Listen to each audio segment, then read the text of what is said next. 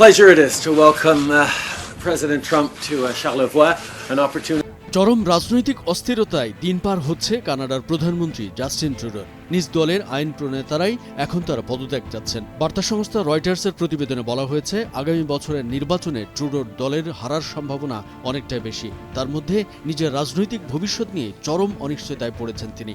একাধিক আন্তর্জাতিক গণমাধ্যম সেই খবরই জানাচ্ছে। এমন সংকটময় সময়ে আসলেই কি তিনি নেতৃত্ব দিতে সক্ষম? এখন ট্রুডো কি করবেন? Well, Justin has been really great, and I appreciate, Justin has agreed to cut all tariffs and all trade barriers between Canada and the United States. So I'm very happy So about I'd say that. NAFTA's in good shape. But we are actually working on it. সম্প্রতি ট্রুডোর অনেক সাবেক মিত্র বলেছেন, liberal পার্টির অনেক MP এখন মনে করছেন সময় এসেছে তার পদত্যাগ করার। কানাডার সম্প্রচার মাধ্যম সিবিসি, টরন্টো স্টার সহ বেশ কয়েকটি কানাডিয়ান মিডিয়ার খবরে বলা হয়েছে, শনিবার লিবারেল পার্টির ৭৫ জন এমপির মধ্যে ৫১ জন ভার্চুয়ালি বৈঠক করেছেন। তারা সম্মিলিতভাবে ট্রুডোর পদত্যাগের বিষয়ে একমত হয়েছেন। ট্রুডোর সঙ্গে মতবিরোধের কারণে গত ১৬ ডিসেম্বর পদত্যাগ করেন কানাডার তৎকালীন উপপ্রধানমন্ত্রী এবং অর্থমন্ত্রী ক্রিস্টিয়া ফ্রিল্যান্ড। এরপর লিবারেল পার্টির ২১ জন এমপি প্রকাশ্যে ট্রুডোর পদত্যাগ চেয়েছেন। লিবারেল পার্টির আইন প্রণেতা চন্দ্রা আরিয়া সিবিসিকে রোববার বলেছেন, এখন নেতৃত্ব পরিবর্তন ছাড়া বিকল্প নেই। আরিয়াও ট্রুডোর ঘনিষ্ঠ মিত্র হিসেবে পরিচিত।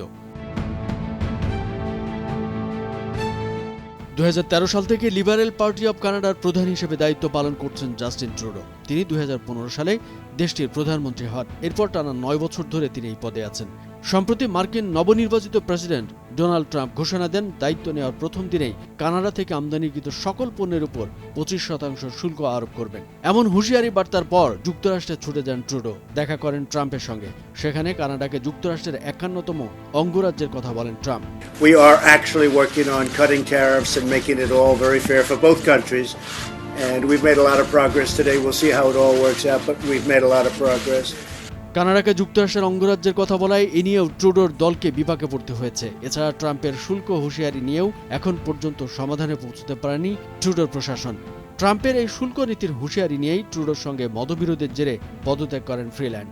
এছাড়া কানাডা অর্থনীতি নিয়েও সংকট চলছে, সেই সঙ্গে সাম্প্রতিককালে ট্রুডোর জনপ্রিয়তাও নিম্নমুখী। সব মিলিয়ে মহাবিপাকে ট্রুডো।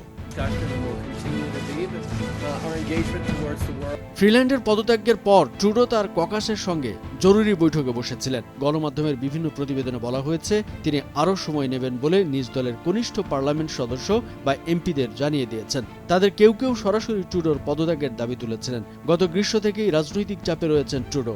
এই পরিস্থিতিতে কি হতে চলেছে ট্রুডোর ভাগ্যে তা দেখতে আগামী নির্বাচন পর্যন্ত আমাদের অপেক্ষা করতে হবে। কামরুজ্জামান আরিফ, ভোরের কাগজ। Our engagement towards the world, how we're working together to create good jobs.